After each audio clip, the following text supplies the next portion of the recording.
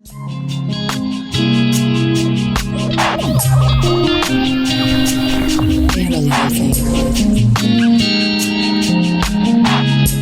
right, so what I did was a basic search, 2019 season, batter, average exit velocity, and then league, and then you can go into graphs, and I think it's either zone profile or attack zone chart, but gives you a loading chart. Again, it takes a lot of time because it's like 200,000 balls in play, and it's creating that average exit velocity chart. I hope it's the right one, otherwise it's going to take a minute to load the other one. But I can show it. I can show it in our studio too, so it's not like it's. Well, yeah, I mean, if you want to show that while that's loading, I mean, but here's the interesting thing to me. If you were looking at bat sensor data, your highest bat speed is going to be on balls low in the zone. At least this was when I was playing with Zep, and I don't remember if I had recreated it with Blast, but I think I did. And so basically what you generally see with a bat sensor is that pitches that are down, you're going to have a higher bat speed on, and then pitches that are up are going to have a lower bat speed. But I don't know specifically in the middle of the zone, but like definitely down in the zone, I had the highest bat speed, at least off the tee. And then when I did up in the zone, like the top of the zone, my bat speed was, I want to say significantly less, maybe like 5, potentially 10 miles an hour lower. But don't quote me on the 10 miles an hour. I think 5 is a safe one to assume, but that'd be something to a good little research project. I wonder if, do you ever follow, Hitting Performance Lab? Yeah. Joey Meyer. Joey Meyer. Yeah. I mean, I wonder if he ever did a study like that, because he was all for doing little mini studies like that. Right. Let's see. So it's still loading. Because I think the big thing with this that I want to know is the exit velocity on pitches away. So I think most of us would say that if you catch a ball in the correct spot on the inside, you're going to hit it really hard. And so we would assume that exit velocity is going to be higher, generally speaking, on the inner half of the plate. But the theory is that if you pitch low and away, you're going to have softer contact. Yeah, so I will separate it by left-handed and right-handed as well. So I'm going to run that. I need a double. This looks so different than SPSS. Oh, it's way better. I love it. Oh, right. Have you used SPSS? Yeah, I have, but it was only for a class. So like after I was done with it, like nah, never again. Fair enough. Once because I already was introduced to R, and I'm like, R can already do it. Mm-hmm. Right, and that's where I'm looking. I was hoping that the transfer from knowing SPSS to R and now looking at it, I'm like, nope. This is like I'm going to have to learn a whole language to be able to understand R. Let's see. I'll show you the StatCast that's up right now. Okay, here we go. This is for both left-handed hitters and right-handed hitters. So it looks like middle down is like the hardest hit average exit velocity. Down at 88.4. Yeah, so I don't know if this is fueled by right-handed hitters, but again, once I do the yeah, because if we can filter by handedness, that would reveal some more interesting data. But yeah, I think that's good for people to kind of understand. So I'm looking at it. And if we look at this, this is even interesting too. So if the middle section is, or the middle quadrants are, actually, okay, so what's really interesting about this graphic that they have here from Baseball Savant is that you have the plate and the dotted line is the strike zone. And then they have like the inner heart of the plate actually is, they have it broken down into a 3x3 square. And then like the borderline areas of the strike zone are both in and out of the strike zone, which I think is really interesting. Now I'm going to share my plot that I made. Okay. Where now it gives you, again, heat maps, and I can go by certain coordinates, but the general idea is right there. But yeah, like for left-handed hitters, this is just for left-handed Can you move your mouse where the left-handed batter is in this example? So, like, are we going from the pitcher's view or the catcher's view here? It's from the catcher's view here. Okay. So okay. It's looking like that, as you go down, further down in the zone, the exit velocity increases, especially, here in this middle to low middle area. And then go a little bit inside, exit velocity still increases, but then it drops a little bit. Whereas here in this quarter, the average exit velocity is somewhere between 82 to 85 miles an hour. But down in the middle, it is very, very strong. Like I said, it was 92 to 93 average exit velocity. So definitely in 2019, at least, where you should hit the ball hardest is low middle. So low at the knees, which I found pretty surprising. I thought, it's got to be middle up. But again, you bring up that point where bat speed is at its greatest, supposedly, when you're down in the zone compared to up in the zone. So that could play a factor. Keep that up for a second.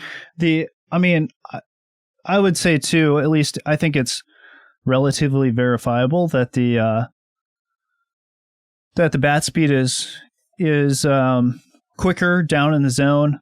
I think too, though, like if you were to think about it from a physics standpoint, you allowing the weight and inertia of the bat like just works with you if you're working down in the zone. Whereas if you're hitting a ball up in the zone, you actually have to fight gravity, the inertia of the bat, and the direction that the bat's wanting to travel. You have to fight that a little bit more. And that would at least be my theory as to why bat speed is a little bit slower up in the zone. But what you see though here, to me, which is interesting, is that the up and in seems to be also like a really tough spot for hitters. But I would also assume we would have to look at a heat map for called strikes. I would also assume though that getting called strikes up and in is tough as well. I mean, you're looking at like probably average velocity of maybe 75 if you start working in towards the middle of the plate a little bit, right? So you're looking that upper quadrant, probably about 75 exit velo.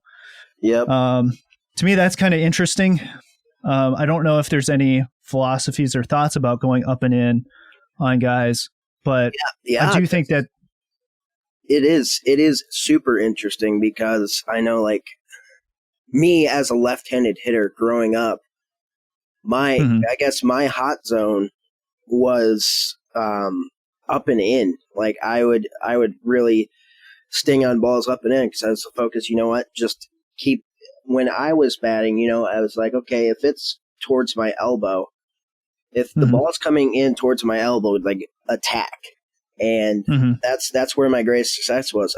But then I would say like junior and senior year of high school, definitely middle down was definitely my hot zone, because not only would allow me to hit the ball hard, but hit the ball hard to all fields rather than just pulling it. But again, like pulling it is your best option. But given, if we talk about ecological approach, given the affordances that I had, sometimes the best option wouldn't be to pull the baseball. It would be to hit it the other way.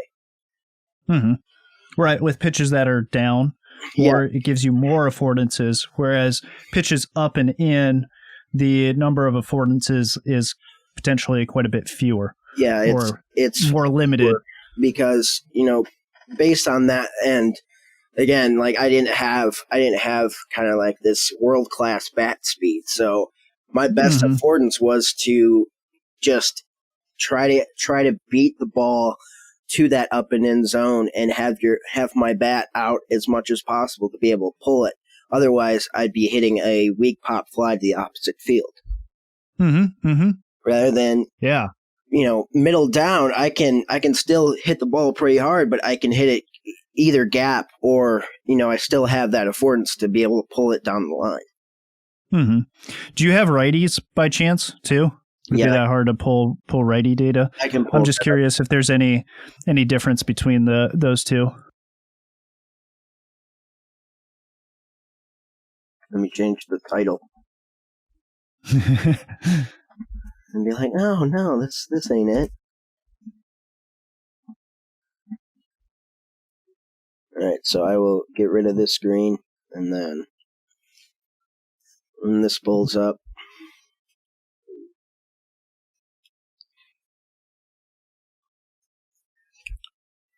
I would, my first guess without looking at it off the top of my head would be it's about the same, but yeah, it looks pretty much the same.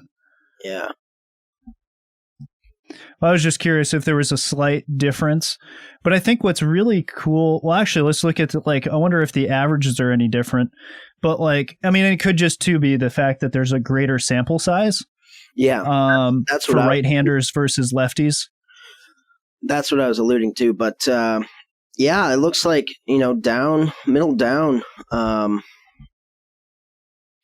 middle down is about the same. It looks like a little bit harder in exit velocity with more 93s. And it looks like, especially compared to left-handed hitters, if you go down and in, righties are still singing the ball pretty hard. I think for lefties down and in, it was like roughly 85, 86, whereas you go a little bit in, you're still up in the upper 80s, pushing 90 in certain quadrants. But what is also interesting is it stays 93, 93, 93, 93, 90, 94, middle right here. But then... And it's slightly away, too, at least within your zone. Yeah. And I think that's the thing that is a little bit counterintuitive, especially from the pitching side of things. Like the focus oftentimes for pitchers is to work away to hitters, but because this is why I find both graphs interesting, is that the hot zone, so to speak, of exit velocity basically trends in a diagonal line across the zone, from corner to corner. It's slightly pulled out, or it's slightly biased towards away from the hitter. And so to me, that says that pitches that are a little bit more out over the plate, the batter is able to allow their arms to work slightly away from themselves, and it allows them to actually hit the ball harder when they're not forced to bring their hands in and be really close and tight to their body. So I feel like that's a little bit counterintuitive. From a pitching standpoint, if you're working away to a guy, that's not necessarily going to automatically induce lower batted ball contact or weaker batted ball contact.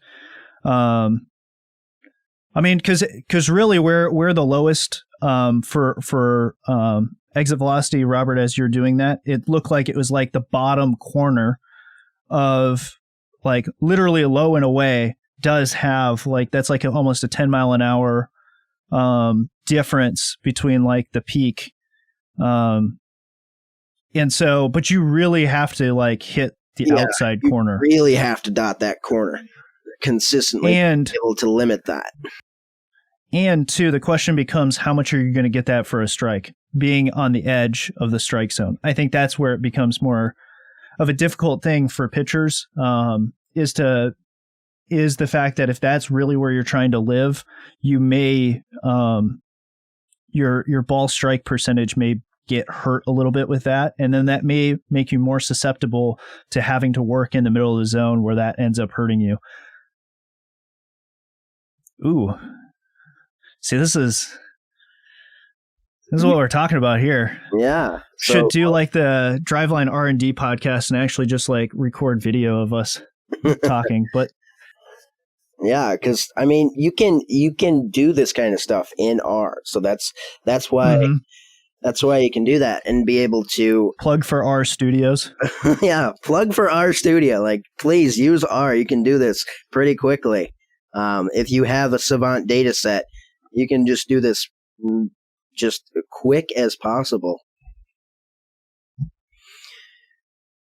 Obviously, it'll take a little bit more time because this time it's basically filtering through every pitch that was not swung at, which is more frequent than every pitch that was swung at. Yes, it takes time, but, you know, the other advantage is you can save these plots, or you can save this code, and there's this format called R Markdown where it'll basically run through these code blocks for you, if you will, and have these plots just saved ready to go, where you can do analysis, such as, you know, it looks like for right-handed hitters, it's a diagonal where you go up in the zone of right-handed hitters, you know, they're letting their arms be able to extend and be able to drive the ball. Now, the other interesting thing with that, before we go into the called strike plot, is, you know, where are they hitting the ball directionally? Where are they, you know, are they hitting it hard the other way? Are they hitting it hard to the pull side? So these are good questions to ask, definitely. Can you still pull up the right-handed hitters plot before the other one populates? Yeah. Or can I? So I'm curious about the up and away exit velo, because I've seen guys hit balls hard, they're up and away. So like, it just seems like those are easier. Yeah. So, yeah, kind of working that into like mid up and away. So like that top third.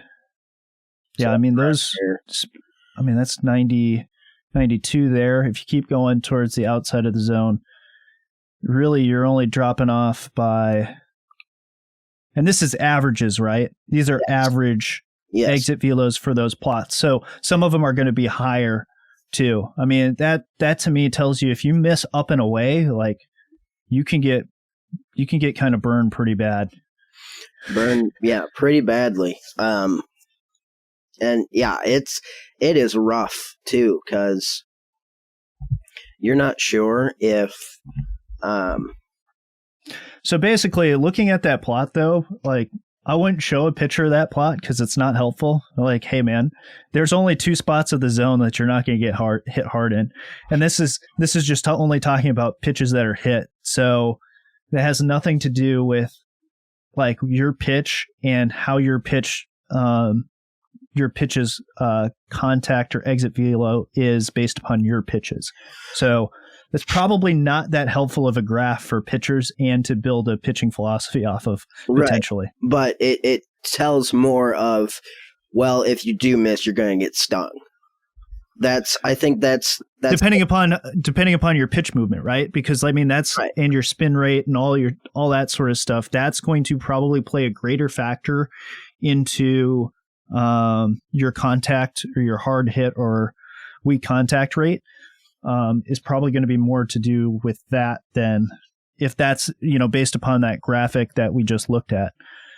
So based on this graphic where you said, you know, dotting that outside corner, the chance that's going to be a called strike is roughly 65.7%. So if you throw that pitch and you dot the outside corner. Is it 65 or 6.5 No, it's so with that e to the -1, it's moving it over. Oh, gotcha. Roughly. So Gotcha. it's roughly like 65.7. So 66%. So if you throw that, if you dot that corner 10 times, you're going to get a strike 6, maybe 7 times out of that. Mm-hmm. So it does play big because, yes, you are limiting exit velocity, but when they do swing, but if they don't swing, you're only getting a strike 7 out of 10 times. That's not bad, though, actually. That's I wonder, are there other parts of the zone? Because I suppose it's just a comparison. So, like, what other parts of the zone, like, if we were to go up and in, because actually that was where I was more curious, is like, because it seems like for a lot of hitters, that's where their cold zone is up and in. But what's the probability of you getting a called strike in up and in part of the zone? Yeah, so it looks like if you really dot the up and in corner, you're going to get a 16% chance of a strike. And then as you go down a little bit more, I mean, the max is like 50%, 30, 40, 50%. If you go up in this upper quadrant here. Yeah, that doesn't seem anything higher than 50%. I mean, if you go around here, but that's a little bit better. Like, I mean, go towards, like, so if you were to break this into thirds, kind of like the exit velo graphic so like if you hit right there, that's like an 80, that's actually not bad either. 88% chance if you were able to work more in that part of the zone. Because I still think are you still able to pull up the hitting one? Yeah, I can do that.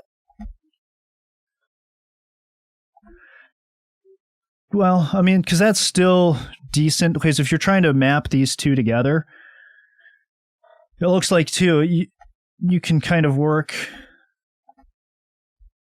in that same area there. I mean, that's 84, and if you were to stay in more of the lighter yellow, that allows you to bring it down to a little bit, and those are probably going to give you a higher strike percentage if you were to come in just a little bit more. Yeah, so you're obviously, in terms of trade-offs, you're trading what looks like you're trading on contact 8 miles more of exit velocity compared to you're trading, what was it, like 40% of a called strike if they don't swing. Mm-hmm. Well, I too, like, based upon what I've seen just from game footage, this seems to be already a counter or an intuitive, not a counterintuitive, but an intuitive strategy that pitchers have successfully used in the past. I mean, yes. It seems as though, and sometimes too, it's not even intentional. Like, they were trying to hit a location maybe low and away, and they missed up and in, and you get guys to just swing through that. And so, I mean, even too, when we're talking with Caleb, and I was mentioning Eddie Rosario, the flare that he hit over the infield that I was talking about was an up and in pitch. And so the exit velo on that would square with what you're seeing here. It's just a very hard pitch for a hitter to do much with. I don't know, too. The question is like, to take this example really extreme, is if a pitcher developed the ability to throw there frequently, would they get better results by doing that, or would hitters adapt and become better at hitting that pitch? Yeah, no, because that brings a great question. Now, if I feel like in terms of like mover advantage, things along those lines, I feel like that the first people that actually employ that strategy will be able to get lesser hard contact, but then once the next wave of people that do that, hitters will be able to adapt. Or you'll see some that do. See, this is where I'm kind of curious, because like Altuve seems to be able to hit the ball well up in the zone relative to other hitters, because it seems as though, and it'd be interesting to see what his called strike percentage is relative to, and you'd have to do a comparison relative to the average right-handed hitter.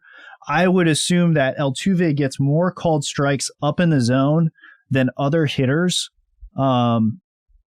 just simply due to his size and how umpires set up.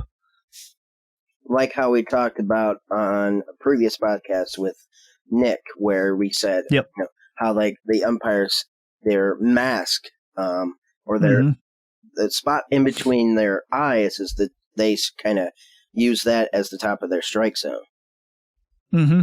And I was talking to one of my buddies who is also an umpire, but he umpires at a lower level, like with middle schoolers. And for him, he said he'll set his eyes at the top of the strike zone. And for him, though, he does like a very he sticks with more of the traditional strike zone, like basically nipples to knees. And so he'll set up a little bit higher. So his strike zone obviously is going to be a little bit higher than probably a professional or college strike zone. But I don't know. That's just a thought that I had. So here we go. We got, this is interesting. This brings up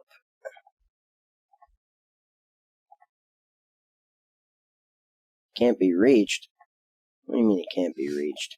I'm not running the redo online. Oh boy. Oh boy. Okay, we'll just run this again, redo it. Oh boy. Okay, well, we're gonna open this in a new window. Did I lose my internet connection? Like, what's going on here? You didn't lose your internet connection because we're still talking. Did your server go down? That might be it. Or not go down, but did you get disconnected from your SQL server? That could be it, but interesting. I'm curious what the average person's. Do you ever able to pull the average strike zone? Like in terms of like top of the strike zone to bottom of the strike zone? Yeah, for an average right-handed hitter. Like, so if you were to compare Altuve to the average, and then I suppose we'd have to run like a T-test. Would we run a T-test to see if his strike zone is significantly different than everybody else's? Well, the thing is with this strike zone, if you can see the coordinates here, this is not indicative of Jose Altuve's strike zone. This is the average height and side to side for a average right-handed hitter, if that makes sense. Yep.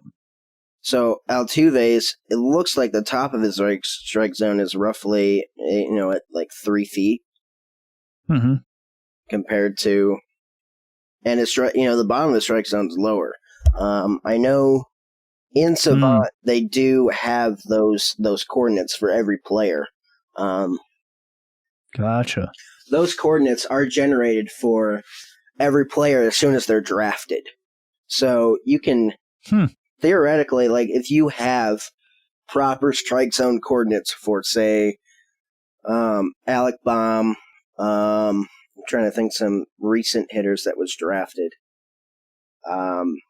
Off the top of my head, I can't think off the top of my head, but I know Alec Baum was drafted within the last 2 years. Other guys like Riley Green. If you have, they will automatically have their top and bottom of strike zone. Mm-hmm. Where then, if you have the proper pitch coordinates of said player, you can be able to see, how called strikes look compared to the rest of, say, MLB, or how if you have more data like exit velocity, how they hit the ball hard in what spots compared to, the league average for left-handed hitters.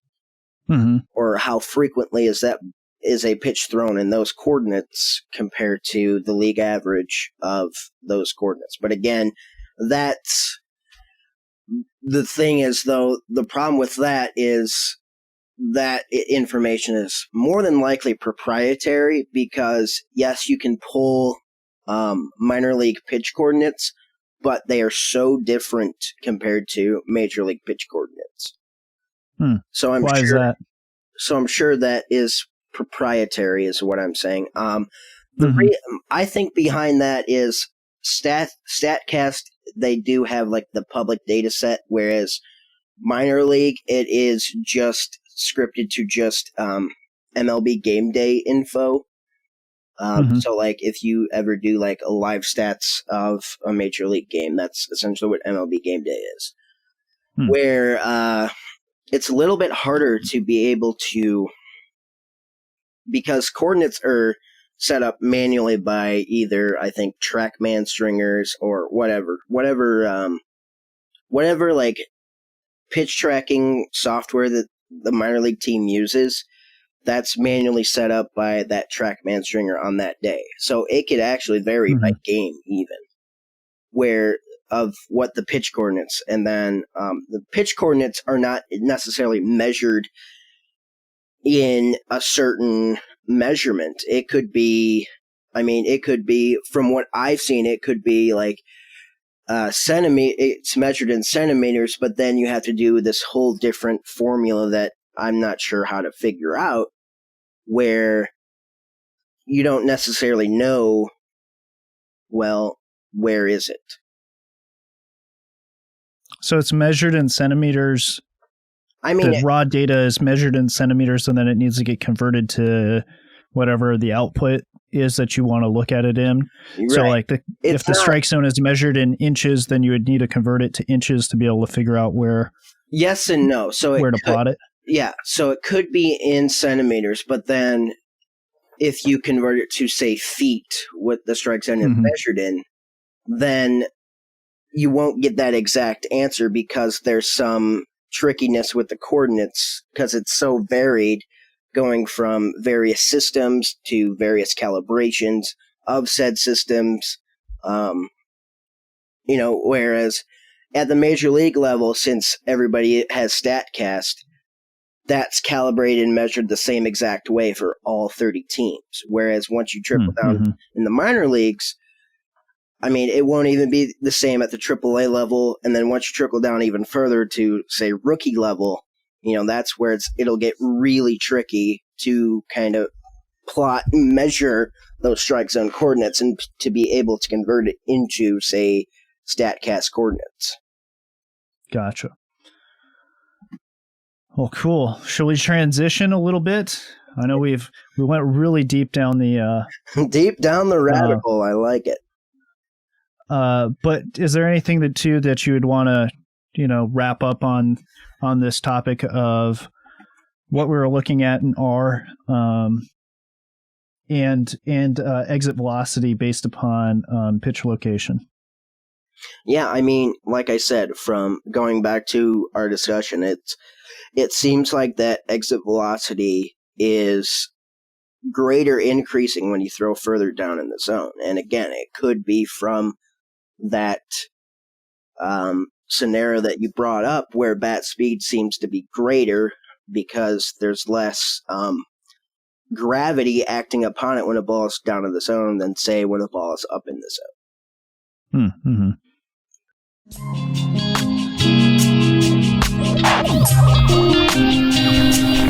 Analyzing.